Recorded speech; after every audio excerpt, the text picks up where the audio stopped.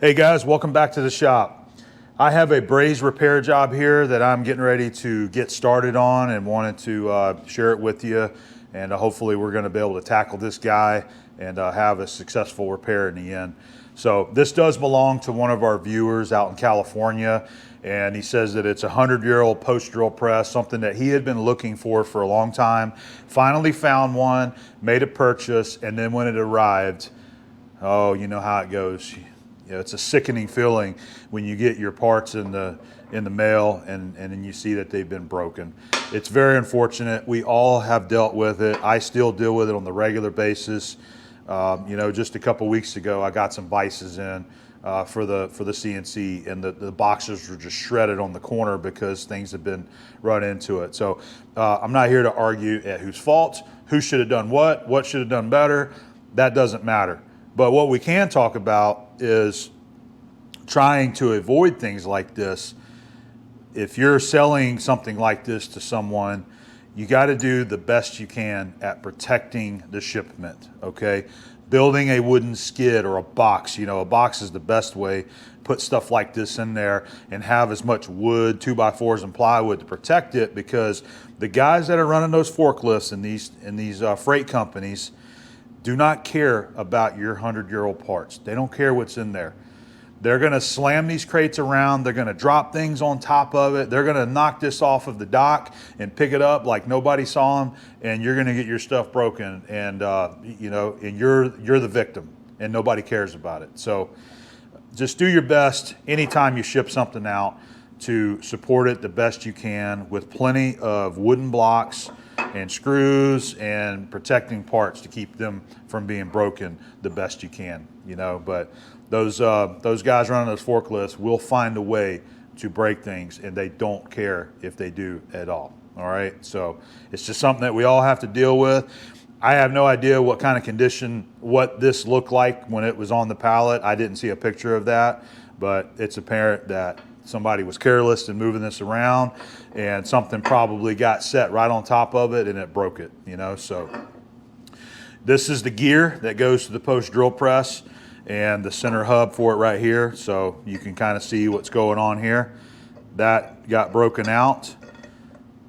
And four clean brakes. You have this piece here, the hub and the gear, and you also have another piece of this spoke that goes here on this side as well, okay? Goes in there. In addition to that, you have this arm and pawl that got broken. So we're gonna have to get that brazed back together there as well. I believe this might have something to do with your automatic feed whenever you're operating a drill. I'm not sure because I've never used one of these, but that's what it looks like to me, is that you engage this little pawl for the automatic feed. That should be pretty simple enough to get that back together. This one's gonna be the biggest challenge there because there's really no machined features on this to go off of. The only thing that's actually machined on this is the bore itself. The face, this face may have been machined too, and that's what we're gonna use because this is the flattest surface on the whole part, is this. So what my plan is to hopefully, we're gonna use my cast iron fixture plate there, and we'll get this bolted down onto that fixture plate and try to get this positioned, and I might use some parallel clamps or something to try to clamp these spokes together, because it does have a good alignment on the crack there. And that's the great thing about cast iron. It's like a puzzle piece whenever it cracks. You can usually put it back together, which is what you want to do to kind of help align the piece perfectly, and then we'll get it tacked together. Probably use the TIG braze method to get it tacked together, get it held, and then I'll come in there after it's all tacked together and do some grinding on the joints there. And I'm going to use the torch braze method. That is the method that I like to use the most versus, you know, tigging it with a nickel rod or tigging it with a silicon bronze rod. I think that using a torch and a brazing rod is going to give you the best joint that you can get, flowing that bronze in there and joining that together. So it's just a method that I like to use. I know guys like to use the TIG torch because it's cleaner and it's faster, but I just think the torch method using the TIG I'm sorry, the torch and the brazing rod is going to give you your best joint there for strength. All right. So this one, I'll do the same thing. We'll probably, I'll probably grind the ends a little bit to get a little bit of a V. Stick it together. We'll use a vise and a clamp to hold this together. I'll get it tacked good on both sides, and then grind it out on both sides, and then braze it up completely. Try to get a nice strong braze all the way around that.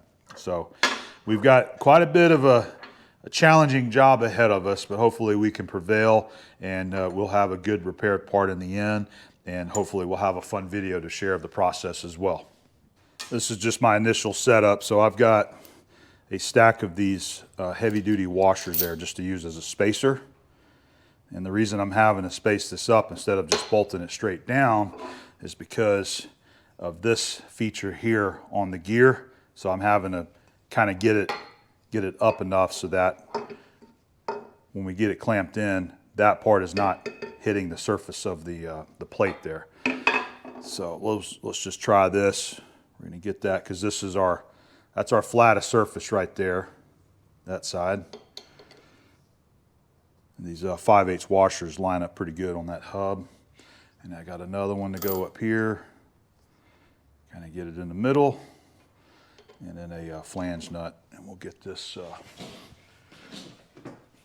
clamped on like that. And then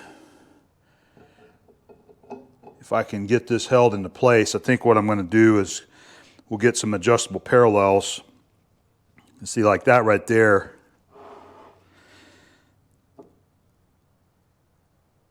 That right there is lining up like a puzzle piece.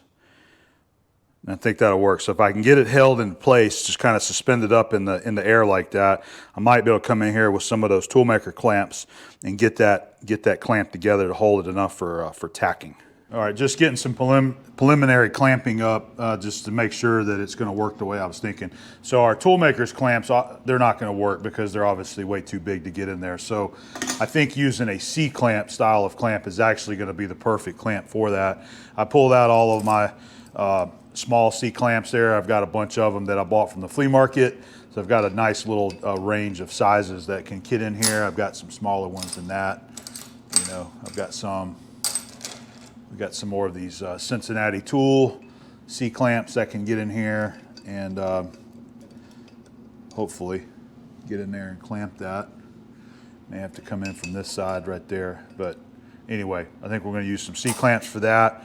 So I got that one in there, just kind of hold it up. So what I need to do is get it held up close to the crack there. I'm going to use this planer and shaper gauge here on this side to do this here.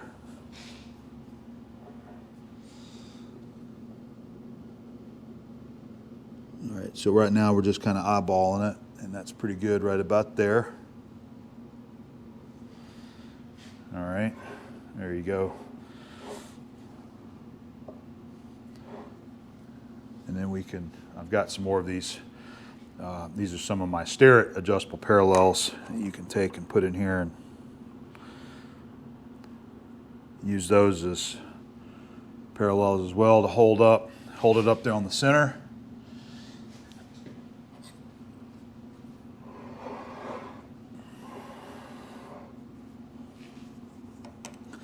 We'll put one back here by this spoke there as well.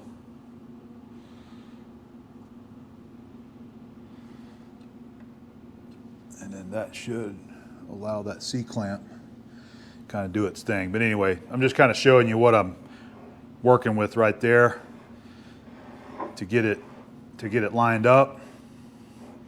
And once I get this finished up and we get it ready, I'll bring you back to show you our finished clamp up. All right, I think this is going to work right here. I've got to take it back apart so I can do a little bit of cleaning on the cast there and get the corner joints ready to go. But I've got 3 of our adjustable parallels there to support the outer diameter of the ring gear, and that's working good.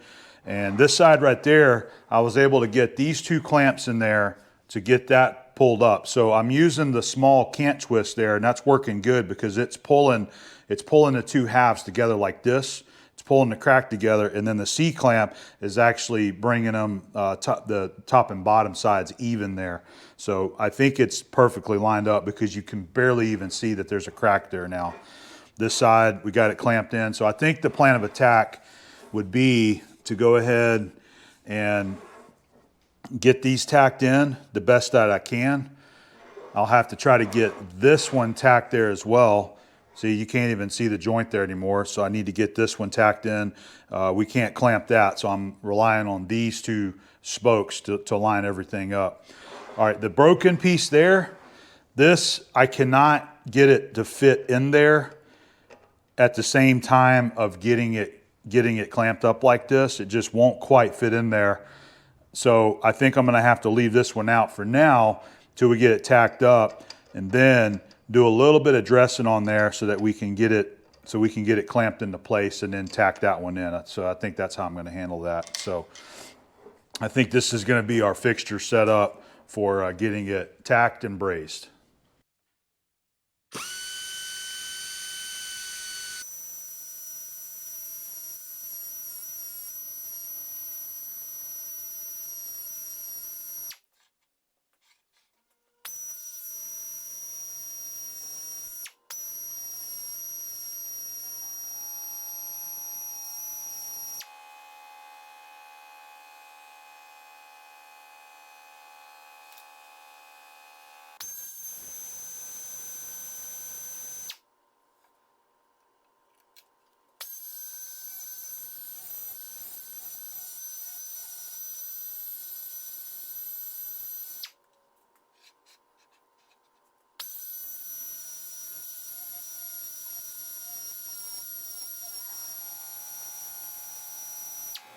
Okay, so we've got our gear now set up in the welding positioner.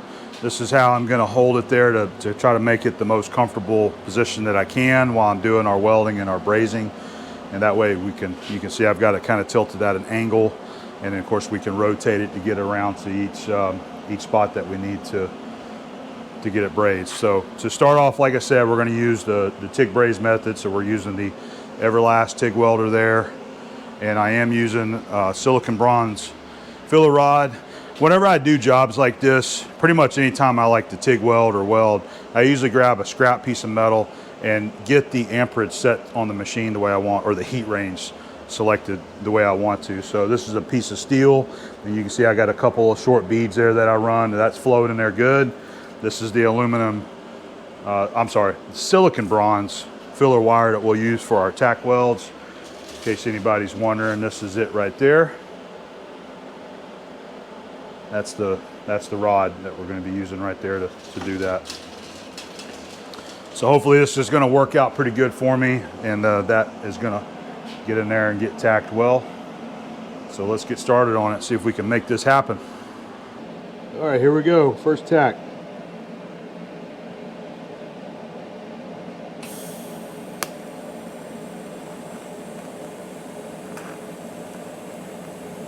Trying to get the cast hot enough so that the silicon bronze kind of sticks there.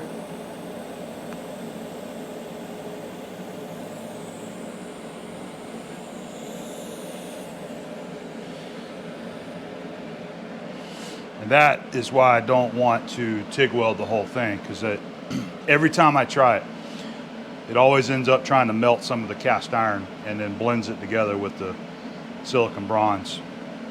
But it'd be okay because we'll just try to grind a lot of that out.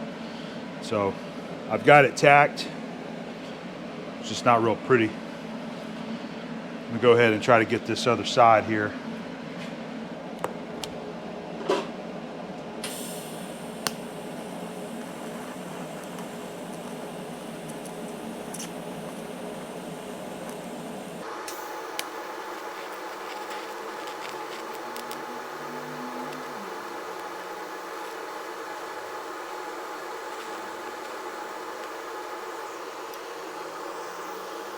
Flowed in there pretty nicely.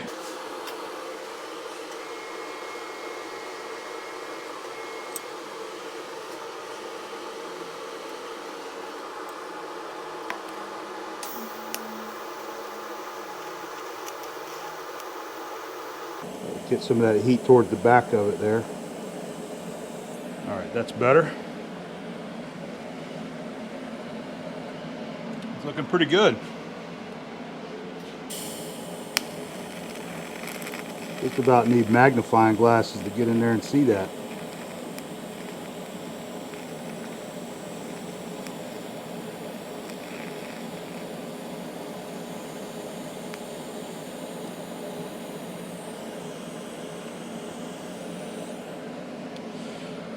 Got her done though. All right, one more to tack over here. This is where I'm gonna have to move that C-clamp out of the way or try to flip it to the other side.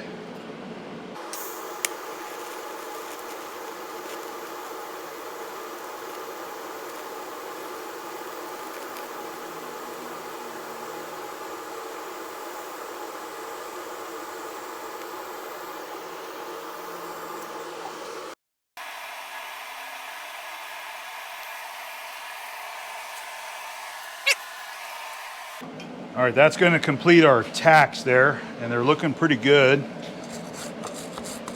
I was making them look a little more uniform as I was getting more of them done there. Kind of take that tungsten and just kind of move it around a little bit and kind of transfer some of the heat to both sides and make it a little more evenly. And the silicon bronze kind of like lays in there to both sides. And as you work it, what looks like kind of some of the impurities are trying to work themselves to the top.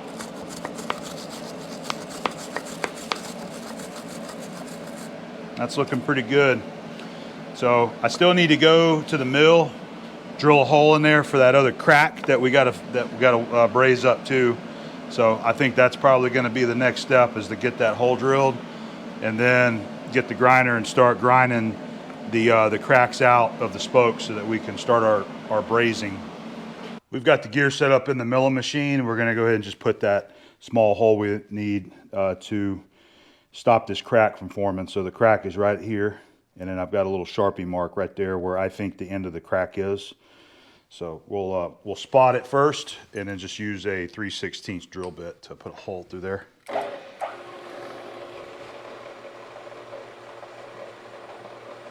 Just a spotting drill there to get a divot started.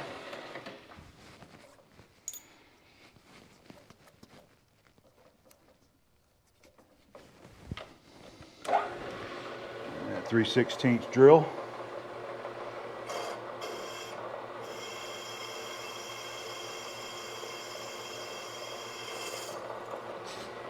Easy enough. And we'll just get that completely brazed up. We'll have to get in there with a grinder and actually grind out the crack so that we can braze it up. But that's what we're going to do next, is all of the cracks for the spokes here. I'm going to go ahead and start V'ing those out with the air grinder and getting those ground. And my plan is to go ahead and we'll go ahead and get, like, let's just say one side brazed. And once it's brazed, and then we'll grind the other side and then braze it from the back side. We're going to use our die grinder here, and we'll go and follow all 4 of those cracks and V out that side. And as I said, once we get that V'd, we'll go ahead and braze this side and then flip it over, grind the other side, and finish it out.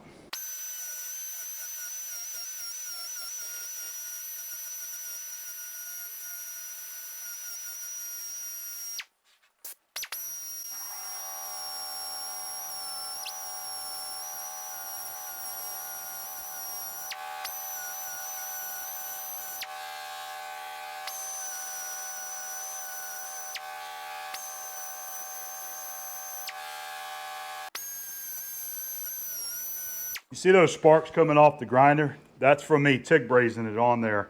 It always ends up melting the cast iron, and it creates hard spots in there.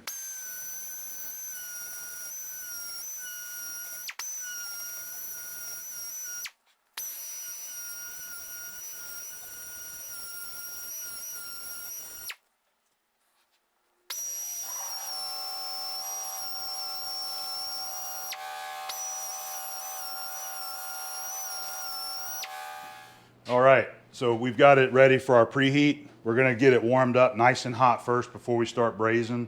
And then I'm gonna swap out to my small torch over there to finish it out. I did want to point out and show you which brazing rods we're gonna be using today. So I'm gonna be going with my Eutectic brand, the 146 XFC. These are really nice brazing rods, very high quality. They're 3/32 diameter, so they're a little smaller than your normal low fuming brazing rods, and those work good too. But these are very high quality brazing rod. You can use these for galvanized materials, cast bronze materials, and cast iron. They flow in good, or you can use them for build-up work too. So I've got a nice box of them right there. So we're going to put these guys to work today on our broken gear. So let's go ahead and start our preheats.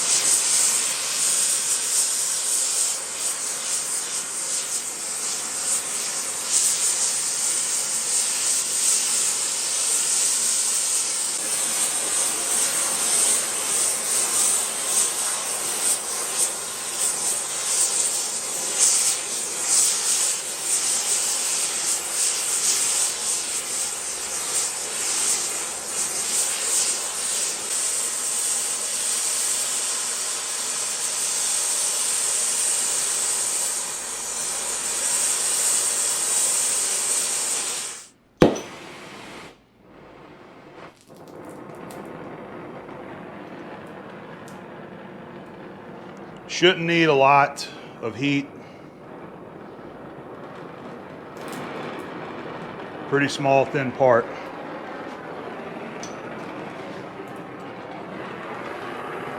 And my rod's here ready to go.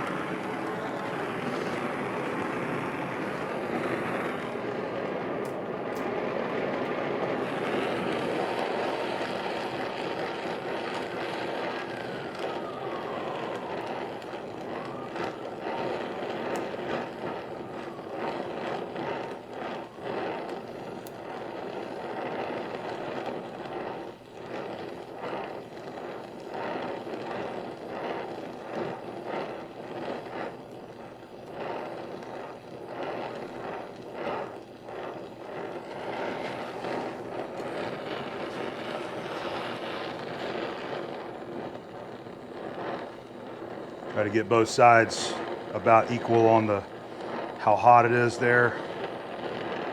The hub side's a little bit harder to get to the temp just because it's much thicker than the spoke.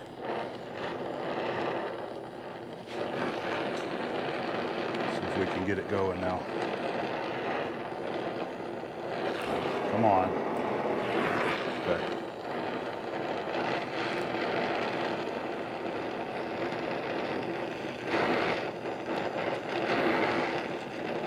Getting some flux in there.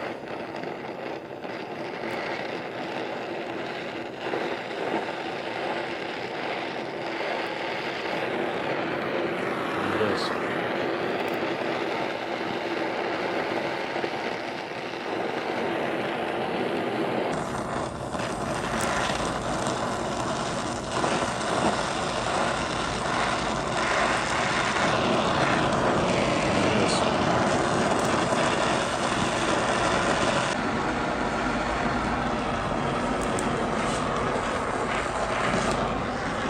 Too much.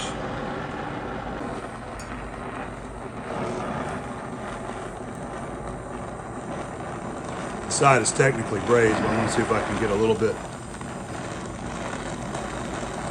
more built up on it.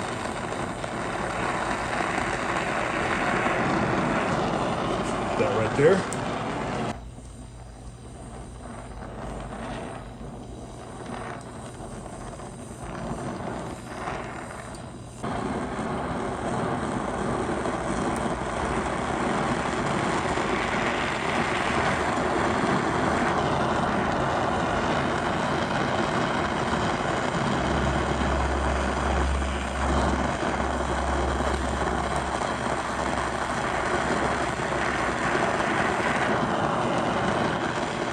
All right, we got our first side brazed there for our first spoke. It's flowed in there nicely. And usually, once I get about to the end of the job is when I kind of get my pattern finally figured out. But hopefully we can make them all look uniform. But it is flowing in there nice. I can tell that it's flowing in there and bonding well to the cast iron.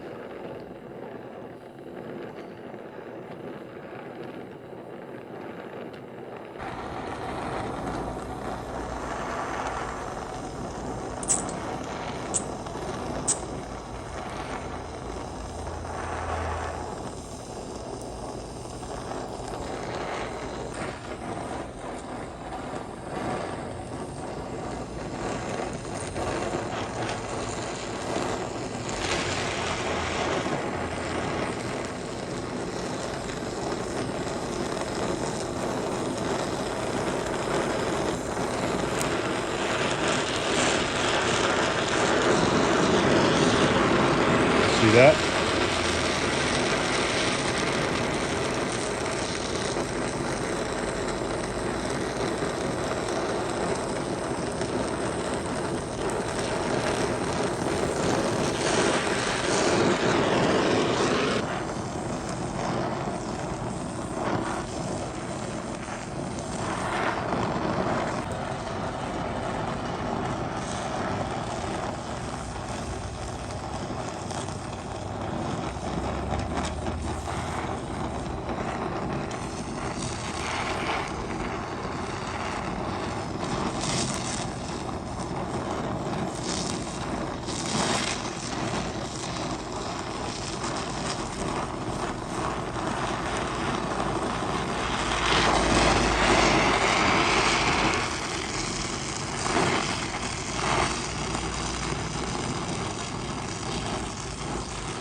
That was really hard for me to see.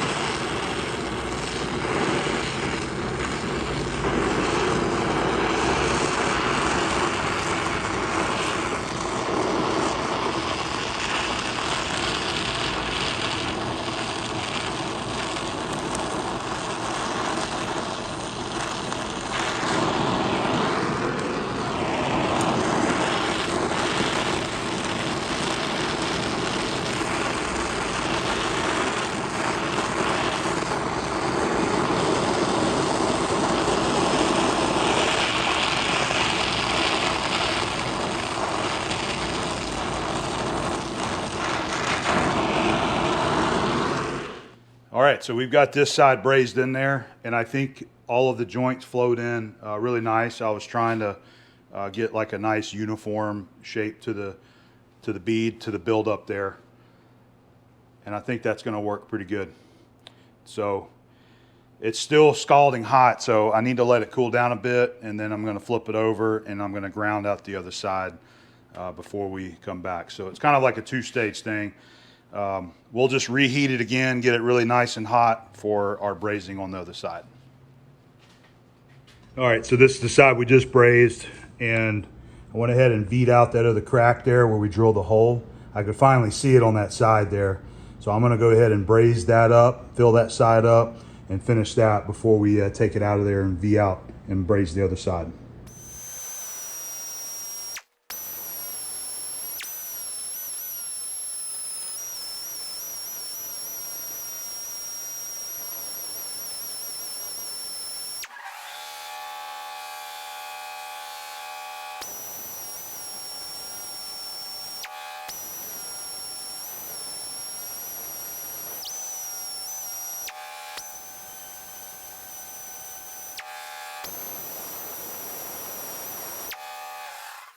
So what I'm doing is grinding that V out until I just see the bronze filler rod from the other side where we brazed it in. So right in the middle of the spoke, I can actually see a little bit of that brass color.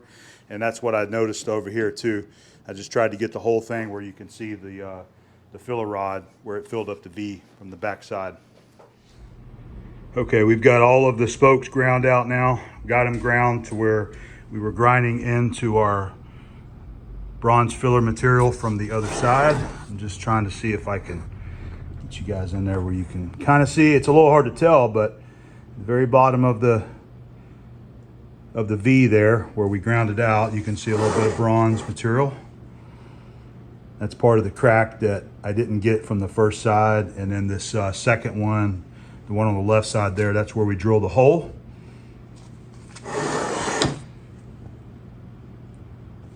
All right, so they're all prepped. I'm gonna wire brush everything real good, try to get the rest of that powder and flux off there.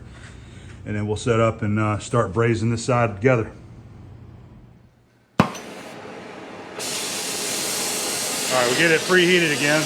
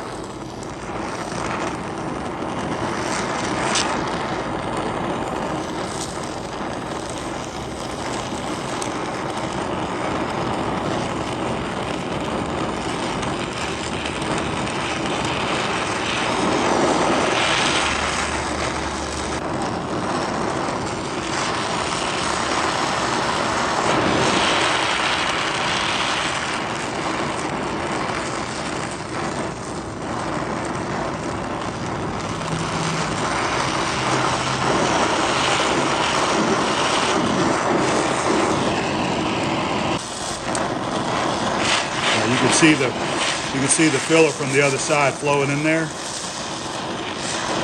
Oh, I just dropped it out. Got a little too hot. Now I got to fill it up.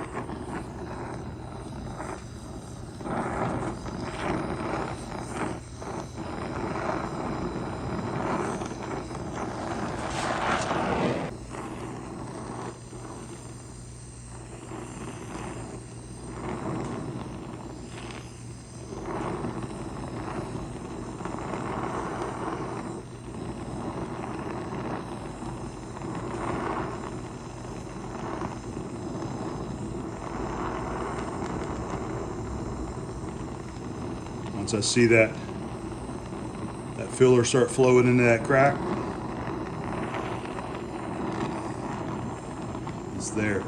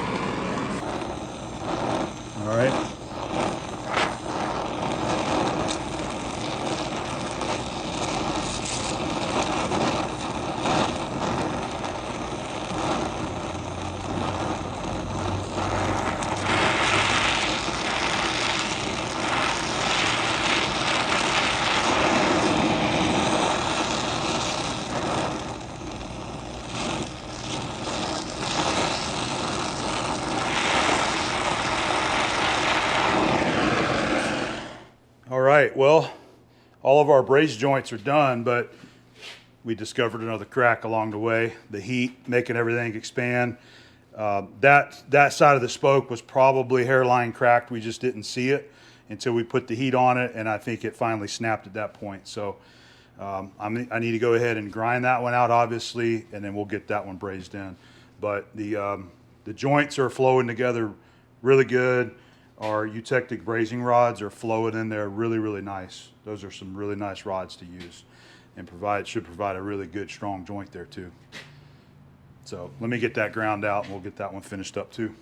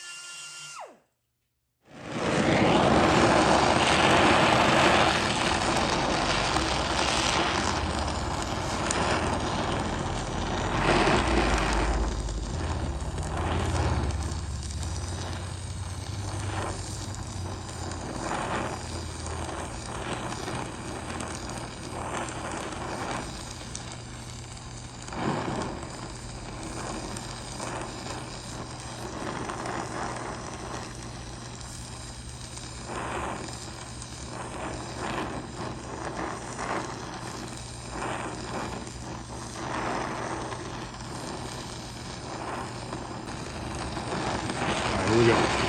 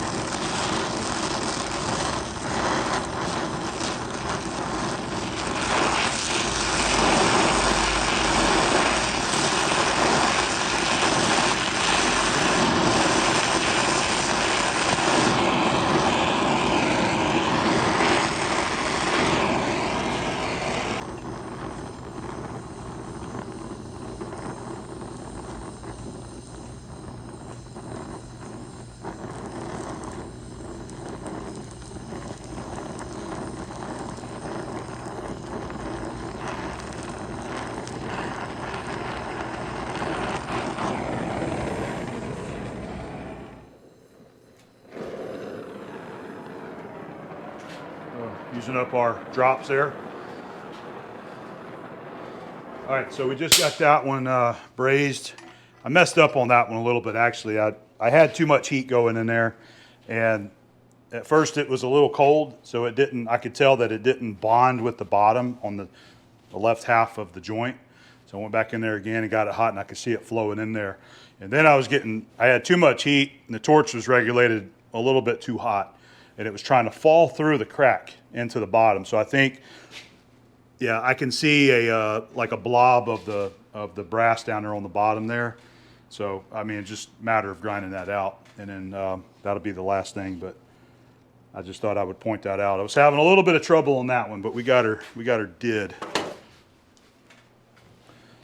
So I'm going to take it out, grind the other side, and braise it too while everything's good and hot.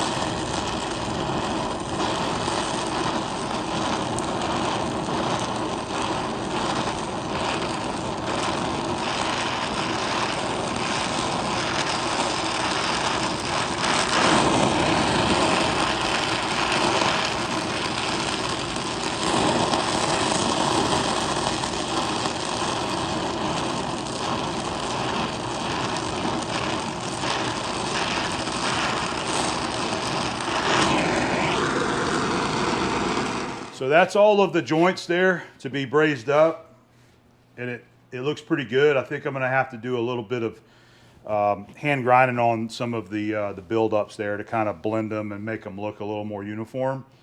And I think what's happening is, as I'm brazing one side, some of that filler material is kind of falling through the bottom and building up, but I think it's going to turn out fine. It looks pretty good.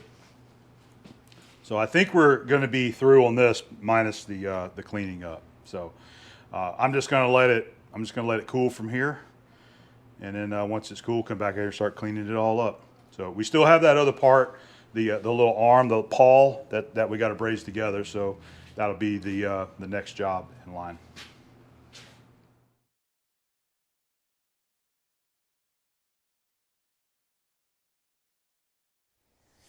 All right, guys, well, it's the next day. Our gear has cooled down there, and this is going to be finished up for now, other than we need to get, I want to clean these braze joints up, wire brush everything, maybe probably do a little bit of grinding on some of the higher buildups there just to kind of blend it in a little bit better, make it look a little more uniform. So I'm going to stop on that one for now, and now we need to get to our arm here that has been broken. So going to do the same thing, just going to get it stuck together. So what I'll probably do is go ahead and set this up in a vise, and I've got a Noga clamping arm that I can hold this other piece with and hold it together just like that. And we'll get it tacked probably on both ends. We'll just grind a little V there on the top and the bottom and get it tacked in really well. That way I can get it out of the clamping arm, and then V the sides enough to where we can come in there on both sides of it and get it brazed in. So basically kind of tack it in and grind it, do some brazing, grind out the ends where we first tacked it, and make sure that it's completely brazed up all the way around. So that's my plan of attack anyway. So we're going to go ahead and get started on this part now.